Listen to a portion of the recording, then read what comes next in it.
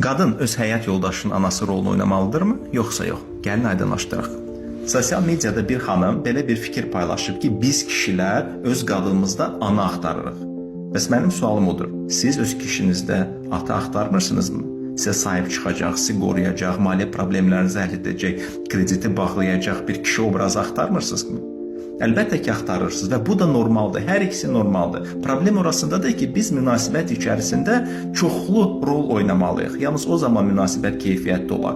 Gəlin kişinizi götürək. Siz istəyirsiniz ki, siz həmin öz kişinizi cəmaat içinə çıxardanda, valideynlərlə, dostlarla tanış edəndə o yüksək intelligentdir, alicənab, söz qabiliyyətində olan bir kişi obrazında istəyirsiniz. Amma sizin ovulyasiya dövrünüzdə istəyirsiniz ki, o ibtidai icma quruluşundakı kimi kişilər vəhşi sekslə məşğul olsun. Ya da ki, PMS dövründə tərsinə feminləşsin, sizi əzizləsin, qucaqlasın, şirniyyət alıb versin.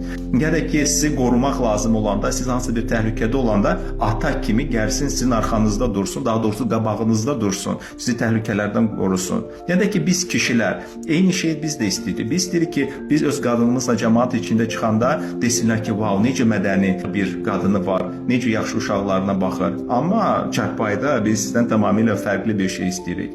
Əlbəttə ki, biz istəyirik ki, siz bizim dostumuz olasınız. Amma biz xəstə və ac olanda istəyirik ki, anamız kimi bizə baxasınız, anamız kimi bizə dadlı yeməklər bişirəsiniz.